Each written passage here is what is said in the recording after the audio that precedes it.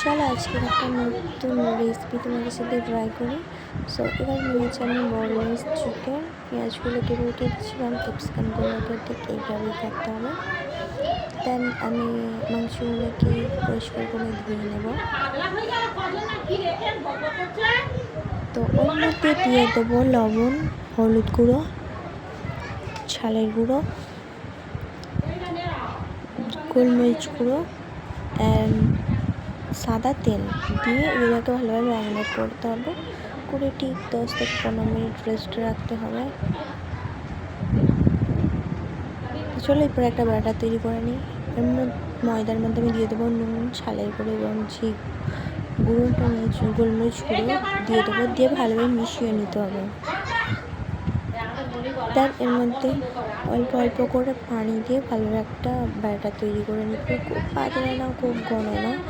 আমি তোমাদেরকে দেখিয়ে দিচ্ছি। তো অল্প অল্প করে পানি দিতে হবে, একেবারে পানি দিলে খেতে হবে না। তো ব্যাটারটা ঠিক এই পর্যায়ে আসবে, এতটা কোনো হলেই চলবে। তো তারপরে হচ্ছে এই কাঁটিটা হচ্ছে আমি মেলায় থেকে কিনেছিলাম, 10 টাকা নিয়েছিল। ওর মধ্যে থেকে একটা কাঁটি নিয়ে নিলাম, নিয়ে হচ্ছে প্রথমে ক্যাপসিকাম নিয়ে নেব, তারপর হচ্ছে একটা চিকেনের পিস নিয়ে নেব, এরপরেই দিয়ে দেবো পেঁয়াজ। তো পেঁয়াজটাকে ঠিক এইভাবে ঢোকাতে কিন্তু হবে। দেন তারপর হচ্ছে আবার চিকেন এইভাবে রিপিট করতে হবে, আবার ক্যাপসিকাম। তো চিকেনের বদলে কিন্তু এখানটা আমার ক্যাপসিকাম দেওয়া উচিত ছিল, কিন্তু আমি ভুল করে চিকেনটা দিয়েছি। এটা তোমরা একটু ম্যানেজ করে নিও। তারপর হচ্ছে ক্যাপসিকাম এবং পেঁয়াজটা দিয়ে এইভাবে সবগুলোকে মাংস আমার রেডি করতে হবে। দেন এখানে আমার সবগুলোকে রেডি করা হয়ে গেছে। কড়ার মধ্যে সাদা তেল দিয়ে যে ব্যাটারটা তৈরি করে রেখেছিল, একটা বার মাংস পুরো নিয়েছি, ওই ব্যাটারতে ভালোভাবে চুবিয়ে ঠিক এইভাবে ছেড়ে নিতে হবে, না তো টোপে টোপে নিচে পড়বে। এইভাবে সবগুলোকে তেলের মধ্যে দিতে হবে।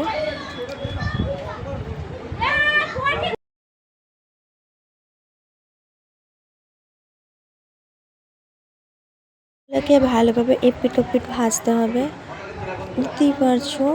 ঠিক এইভাবে সবগুলোকে এক এক করে ভাজলেই হবে। দেন এখানে আমার সবগুলো ভাজা কমপ্লিট। তো আমি এক এক করে প্লেটের মধ্যে সাজিয়ে নেব। তো লাস্টের ডেকোরেশনটা দেখতেই পাচ্ছ, আমি তোমাদেরকে ভেঙে পর্যন্ত দেখাচ্ছি। ওয়েট,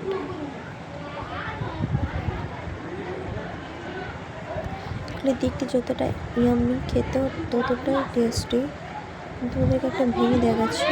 প্রচণ্ড পরিমাণে গরম ছিল, ওই জন্য তোমরা একটা ভাঙতে পারছিলাম না। তো যাই হোক, এটা একটা টেস্টি ছিল, একটা টালা বেশ।